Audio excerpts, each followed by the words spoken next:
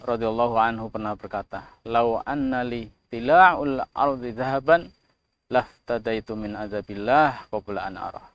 Sekiranya aku memiliki emas sebesar bumi, akan aku jadikan untuk menebus diriku dari azab Allah sebelum aku melihatnya. Kesempatan bagi kita untuk mengamankan diri kita dari azab Allah dengan harta yang kita miliki, silahkan bisa diinfakkan di proyek pembangunan Pondok Pesantren Tahfidzul Quran Nailul Majid Temugiring, Banteran, Wangon, Banyumas. A'udzu billahi minasyaitonir rajim. Hikmahnya paling jelas, hikmahnya begini. Kalau tiba-tiba yang satu ini Allah sudah tahu ya. Ini penghuni neraka, ini penghuni surga. Allah sudah tahu. Kenapa enggak langsung saja, enggak suruh ibadah ini langsung masukkan surga? Kenapa enggak suruh ibadah kini langsung masukkan neraka? Kenapa? Siki wong icik-icik dilebokna neraka, pasti protes. Kenapa nyong dilebokna neraka? Salahku apa? Ya pora? Ya kan? Dia akan protes. Nah, tapi dengan dia sudah diuji suruh ibadah dan lain-lain, kemudian dia bangkang. Maka begitu dia dimasukkan ke dalam neraka, dia sadar diri kan, iya nyong salah, nyong gak nukon sholat, ora sholat. Kayak gitu.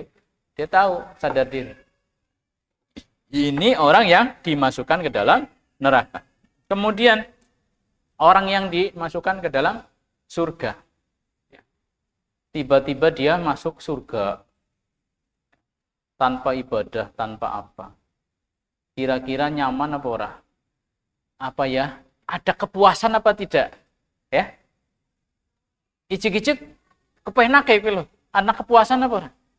Tapi beda dengan orang, saya dulu lelah begini, alhamdulillah sekarang dibalas. Wah, itu ada kepuasan. Gitu. Jadi, kenapa tetap ada perintah dan larangan, kemudian ketika ada sahabat yang bertanya persis pertanyaan seperti itu, ya, bahwa Allah sudah mengetahui penduduk surga, lo mengetahui penduduk neraka, orang nasibnya mau di surga, di neraka. Kemudian sahabat bertanya, memilih tempat pendidikan untuk anak kita di pesantren adalah pilihan yang sangat tepat. Kenapa? Karena hari ini mereka saat ada di rumah susah sekali dipisahkan dengan HP. Dan kita tahu bahwa alat tersebut lebih banyak merusak daripada memberi manfaat. Alhamdulillah di negeri ini bertebaran pesantren-pesantren, ma'had-ma'had. Kita bisa memilih ma'had pesantren terbaik untuk anak kita. Di tempat ini ada Pondok Pesantren Tahfidzul Quran Nailul Majid Temugiring, Desa Banteran, Kecamatan Wangon, Kabupaten Banyumas. Insya Allah akan mendidik putra-putri negeri ini agar hafidz Quran. Tidak sekedar hafal Al-Quran, tapi bagaimana nilai-nilai Al-Quran mereka aplikasikan dalam kehidupan sehari-harinya. Silahkan bergabung bersama kami. Ahlan wa sahlan. Kemudian sahabat bertanya, awalanat takilu, ya. Kenapa kita tidak pasrah saja, gitu ya? Toh ujungnya sudah yang di neraka, yang di surga.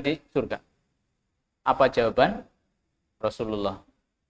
I'malu fakullun muyassarun lima khuliqalahu. Ya. Beramalah. Nanti masing-masing akan dimudahkan untuk meniti jalannya masing-masing. Artinya meniti jalannya masing-masing.